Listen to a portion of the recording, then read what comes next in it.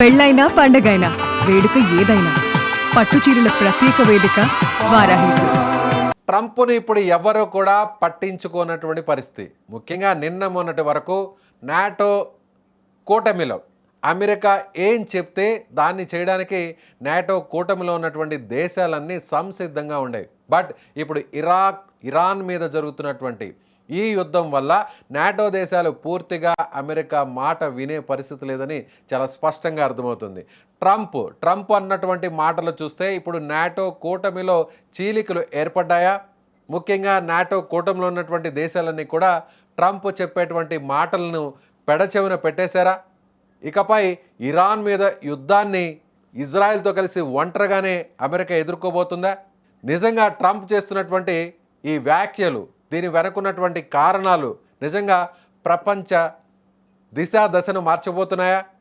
ముఖ్యంగా ఇప్పటికే చైనాను టార్గెట్ చేస్తూ అదేవిధంగా మిత్ర దేశంగా ఉన్నటువంటి జపాన్ను కూడా స్ట్రైట్ ఆఫ్ హర్మూజ్ గుండా వెళ్ళేటువంటి చమురులో 90 నుంచి 95% ఈ రెండు దేశాలకు ఇక్కడి నుంచే సరఫరా జరుగుతుంది. కాబట్టి ఈ దేశాలు స్పందించాలంటూ ట్రంప్ కోరడాన్ని బట్టి చూస్తే ముఖ్యంగా ట్రంప్ ఇప్పట్లో సీజ్ ఫైర్కు ఒప్పుకునేటువంటి ప్రసక్తే లేదు. ఎట్టి పరిస్థితుల్లో కూడా ఇరాన్ను పూర్తిగా నిరాయుధాలను చేసేంత వరకు కూడా తాము యుద్ధాన్ని కొనసాగిస్తామని ట్రంప్ చెప్తున్న దాన్ని బట్టి ఇకపై అమెరికాకు నాటో దేశాలు ఇందులో సహకారం అందించేటువంటి పరిస్థితి లేదు.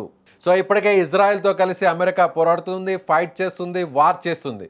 ఓవైపు ఇరాన్లో అనేక నష్టం జరుగుతున్నా కూడా, అటు అక్కడ ఉన్నటువంటి నాయకులు చనిపోతున్నా కూడా, సో ఐఆర్జీసీ చేస్తున్నటువంటి ఈ విరోచిత పోరాటం యుద్ధం వల్ల అటు ఇజ్రాయెల్కు ఇటు అమెరికాకు కూడా కొంత నష్టం వాటిల్లుతుంది.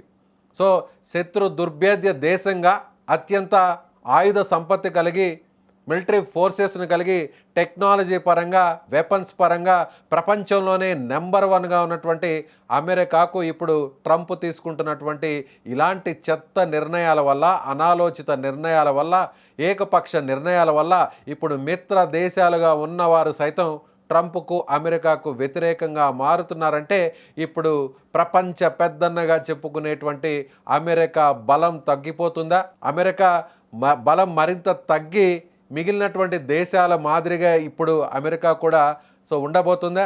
ట్రంప్ చేస్తున్నటువంటి ప్రతి చర్య ఇప్పుడు అమెరికా ప్రతిష్ట పరువును దిగజార్చుతుంది. ముఖ్యంగా చైనా తన ఇంధన అవసరాల్లో 90%, జపాన్ 95% ఈ మార్గం ద్వారానే పొందుతున్నాయని గుర్తు చేస్తూ ఆ దేశాలు తమ రక్షణ కోసం తామే రంగంలోకి దిగాలని సూచించాడు.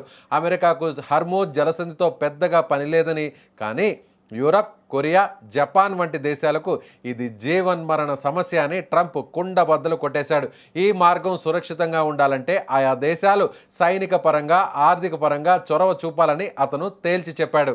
మరోవైపు అమెరికా, ఇజ్రాయెల్ దళాలు విజయం దిశగా దూసుకుపోతున్నాయని, ఇరాన్ సైనిక వ్యవస్థను తాము ఇప్పటికే చావు దెబ్బతీశామని ప్రకటించాడు. ఇరాన్ వైమానిక సామర్థ్యాన్ని దాదాపు ధ్వంసం చేశామని, ఆ దేశం సైనిక పరంగా కోలుకోలేని స్థితికి చేరుకుందని వివరించాడు. అయితే యుద్ధం ఆపాలని అంతర్జాతీయ సమాజం నుంచి వస్తున్న ఒత్తిడిని ట్రంప్ ఏమాత్రం లెక్క చేయడం లేదు.